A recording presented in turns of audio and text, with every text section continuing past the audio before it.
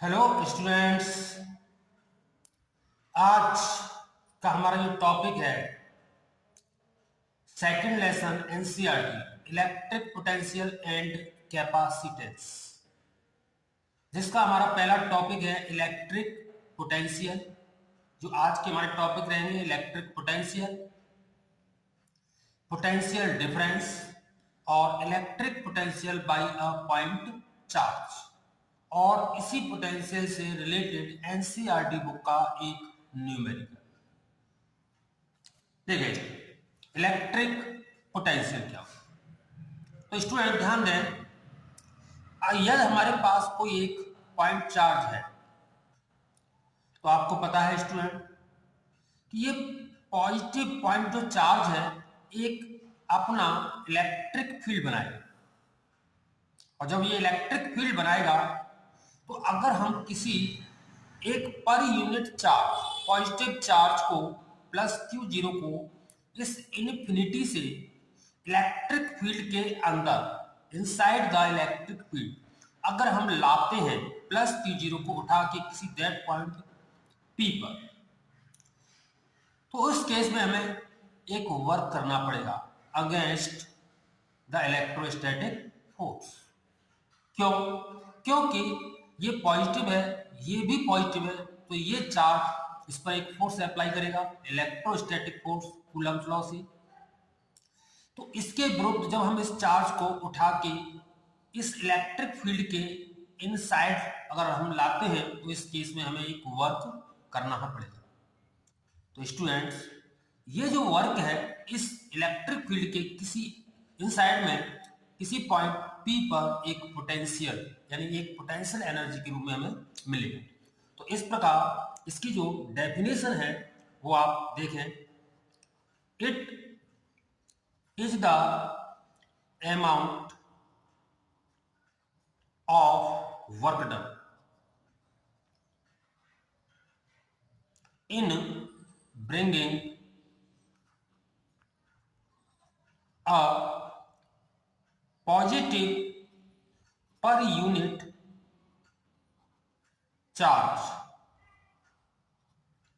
from infinity to that point in the electrostatic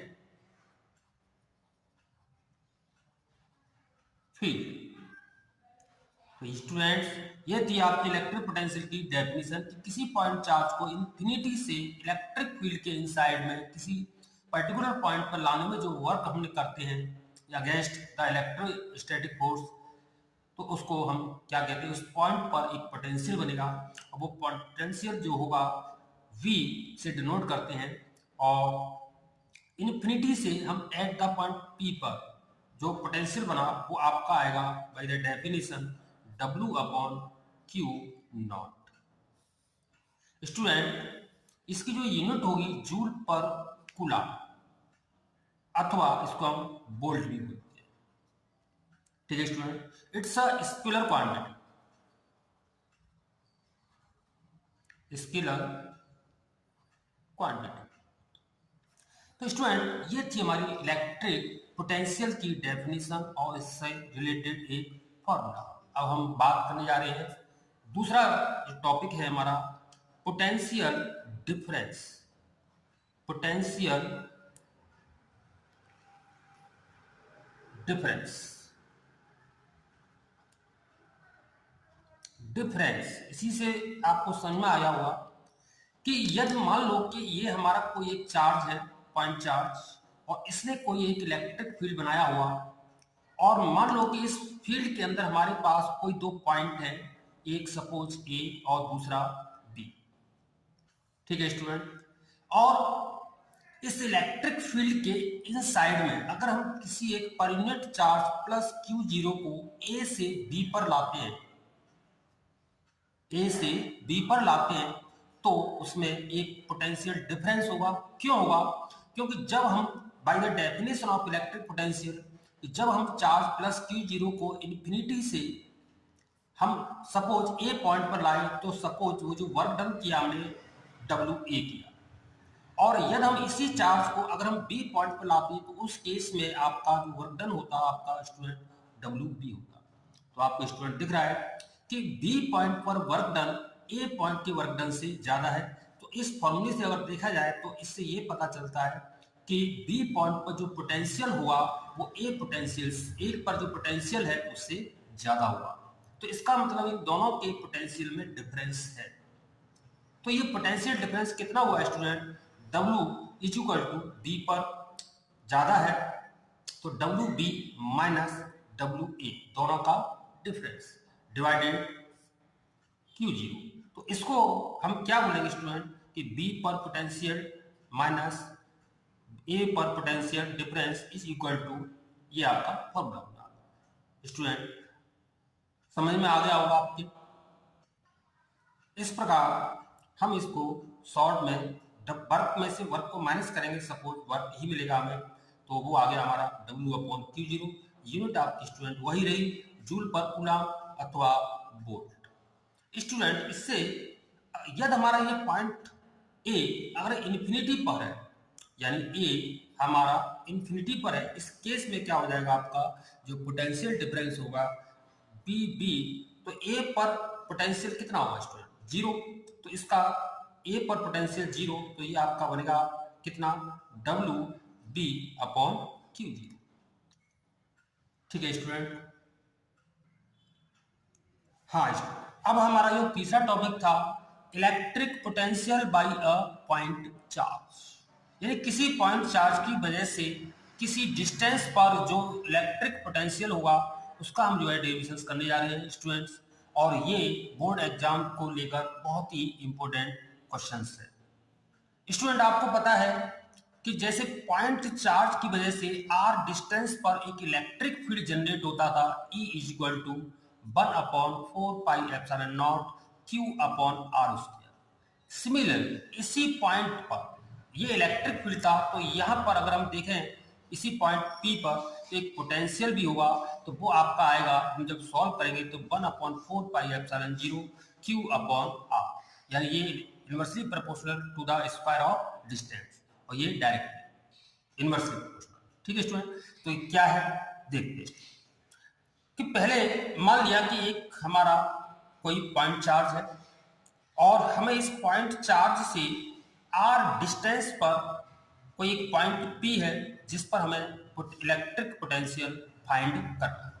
student ध्यान रखना, जब हम इस चार्ज को इन्फिनिटी से इस पॉइंट पर लाए तो हमें वर्क करना पड़ा अगेंस्ट इलेक्ट्रोस्टैटिक फोर्स। क्यों? क्योंकि ये इस पे जो फोर्स अप्लाई करेगा रिपेल करने की वजह से इस डायरेक्शन में, और हम इसको उठा के दल लाए तो हमें उसके अगेंस्ट ही जाना पड़ेगा, यानी हमें वर्क करना ही पड़ेगा, प्राप्त नहीं होगा। अब स्टूडेंट ध्यान रखना, इलेक्ट्रोस्टैटिक जो फोर्स था वो एक कंजर्वेटिव फोर्स था।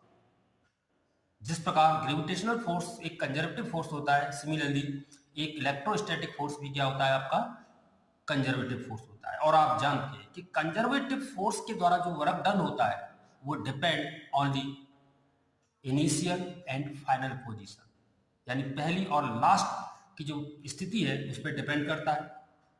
ठीक, ये पाथ पर डिपेंड नहीं करता। और ये भी आप जानते हैं कि अगर हम किसी चार्ज को A से B पर ले जाएं और B से A पर आए तो यानी पूरे एक क्लोज पाथ में एक साइकिल में जो वर्क डन होता है आपका जीरो होता है।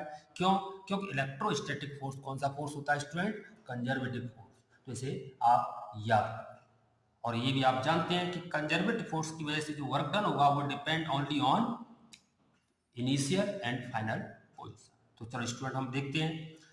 तो इसके लिए हम एक काम करते हैं कि जब हम इस चार्ज प्लस क्यू जीरो को इलेक्ट्रिक फील्ड के अंदर किसी पॉइंट P पर लाते हैं तो हम एक काम ये करते हैं कि ये जरा थोड़ा पॉसिबल नहीं लग रहा, तो हम एक उल्टा प्रोसेस चलाते हैं कि जिस प्रकार यहाँ से इसको हम लाएंगे तो वर्क हमारा कैसा होगा? पॉजिटिव होगा।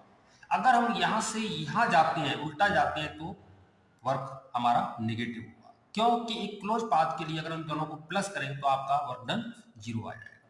तो हम यही इसमें रूल अपना रहे हैं कि सपोज हम इस पर यूनिट चार्ज को P से इनफाइनाइट की ओर ले जा रहे हैं, उल्टा चल रहे हैं। ठीक है, तो इसके लिए हम छोटे छोटे डिस्प्लेसमेंट dr, फिर dr एक कांस्टेंट वेलोसिटी से चलना है स्टूडेंट, ध्यान रखना। इसमें जब हम इस चार्ज को इंफिनिटी पर ले जाएं तो इसकी स्पीड कांस्टेंट रहनी चाहिए। काइनेटिक एनर्जी कैसी रहनी चाहिए? चेंज नहीं होनी चाहिए।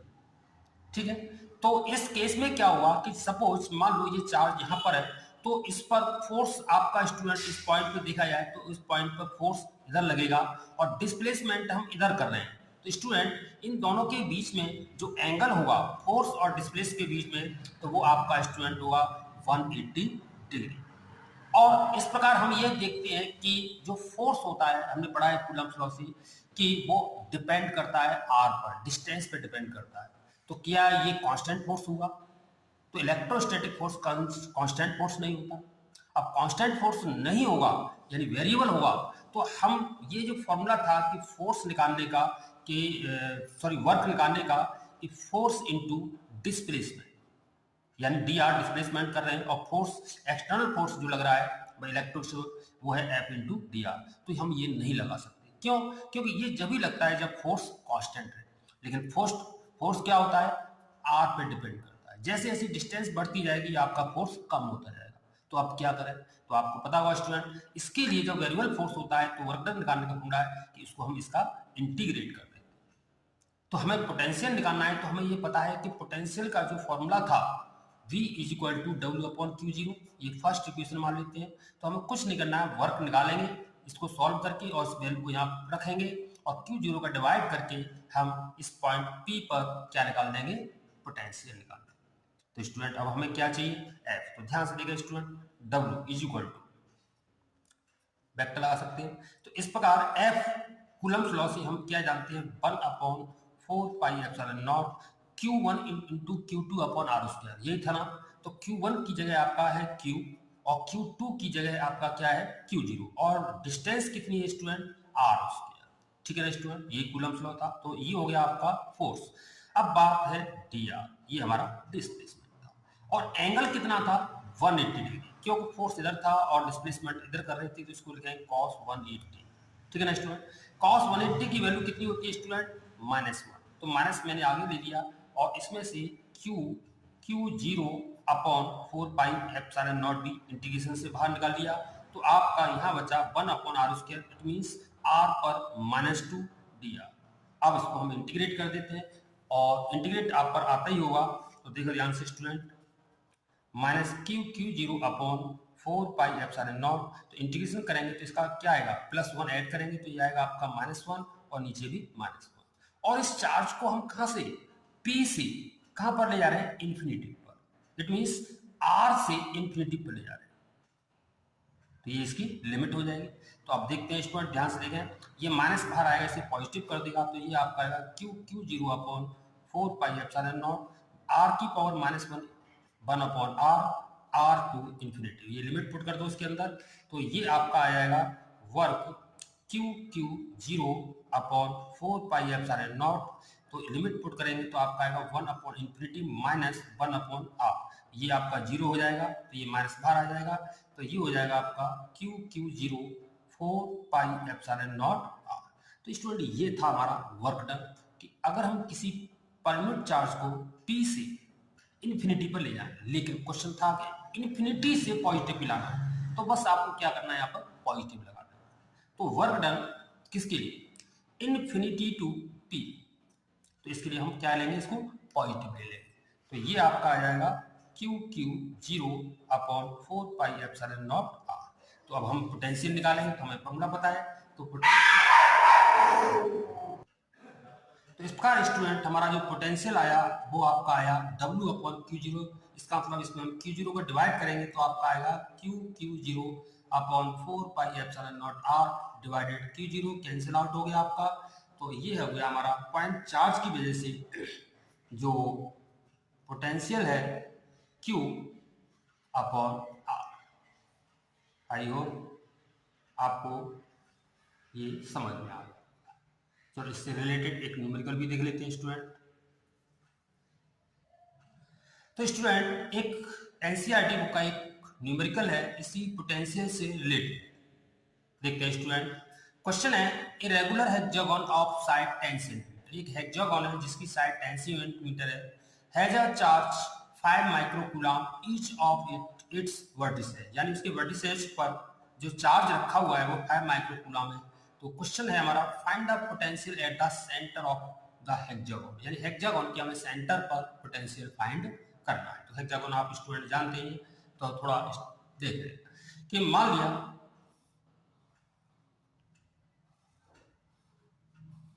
ये हमारा हेक्सागन और इसकी जो साइड है 10, और आपको स्टूडेंट ये पता होगा, इसकी 10th क्लास में शायद आपने पढ़ा होगा, हमें इसके सेंटर ऊपर हमें क्या निकालना है, इसका पोटेंशियल निकालना है। तो इसके लिए हमें क्या करना पड़ेगा स्टूडेंट, इसने ये बोला है कि इसके ईच जो वर्टिसेज हैं कितना चार्ज रखा हुआ है, 5 माइक्रोकूलम, यानी यहाँ पे भी 5 माइक्रोकूलम, 5 5, ठीक है ना स्टूडेंट। तो हमें अभी एक डेफिनेशन पढ़ी थी कि किसी पॉइंट चार्ज, ये हमारे लिए पॉइंट चार्ज है, और इस पॉइंट चार्ज की वजह से इस डिस्टेंस पर यानी ओ पर, ये डिस्टेंस कितनी होगी स्टूडेंट, 10 सेंटीमीटर ही होगी आपकी, आपको ये प्रॉपर्टियां पता होगा इसकी। तो इस 5 माइक्रोकूलम की वजह से इस सेंटर ओ पर जो पोटेंशियल आया स्टूडेंट, वो कितना आएगा आपका 1/4 पाई एप्सिलॉन 0। चार्ज कितना है आपका 5 माइक्रो, तो 10⁻⁻6, और ये डिस्टेंस है वो आपकी कितनी होगी स्टूडेंट 10। तो इसको हम और सॉल्व करें तो इसकी वैल्यू कितनी होती है आपको पता ही है, 9 × 10⁻9, और ये आपका हो गया 5 × 10⁻, इस 10 को ऊपर ले जाए तो -7। तो इस प्रकार ये हमारा आया आपका 45 × 10⁻2 वोल्ट, ये किसी एक चार्ज की वजह से। अब स्टूडेंट ध्यान से देखें तो ये डिस्टेंस सभी सेम होंगी, तो इसकी वजह से यहाँ पर जो पोटेंशियल होगा वो भी यही होगा, यानी इस प्रकार हमारे पास कितने वर्टिसेज हुए, 1 2 3 4 5 6। तो एक की वजह से हमारा पोटेंशियल ये था, तो 6 की वजह से यहाँ पर जो पोटेंशियल होगा उस सबको हम ऐड कर देंगे या मल्टीप्लाई कर दो। तो हमने 6 का इसमें मल्टीप्लाई करेंगे तो ये आएगा आपका 10⁻, तो 6 5 जा 3 27 इंटू 10⁻2, ठीक है ना स्टूडेंट। अच्छा एक बार और समझें, तो ये था हमारा चार्ज 5 × 10⁻6 माइक्रोकूलम था, तो माइक्रो उठा के 10⁻6, और जो डिस्टेंस थी आपकी वो कितनी थी स्टूडेंट 10 थी, ठीक है ना स्टूडेंट। तो ये इसकी वैल्यू मैंने ये रख दी, और ये वैल्यू है हमारे पास, 10 को ऊपर ले जाएंगे तो ये -7 कर देगा इसको। तो इस प्रकार 9 में से 7 लेस किया 2 आया, तो 9 4 जा 9 5 जा कितना हुआ आपका 45। तो ये एक चार्ज की वजह से था। इस प्रकार हमारे पास टोटल जो वर्टिसेज है वो 6 है, तो ये आपका आया मल्टीप्लाई 2 से 70 ये, ठीक है। तो इसको हम और भी लिख सकते हैं, अगर हम पावर के रूप में लिखना चाहें तो आपका आ जाएगा 1 2, यानी 2.7 × 10⁻4 वोल्ट, ठीक है ना स्टूडेंट।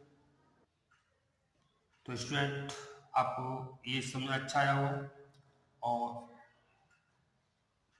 वीडियो पसंद आए तो प्लीज़ लाइक करें, सब्सक्राइब करें। थैंक्स।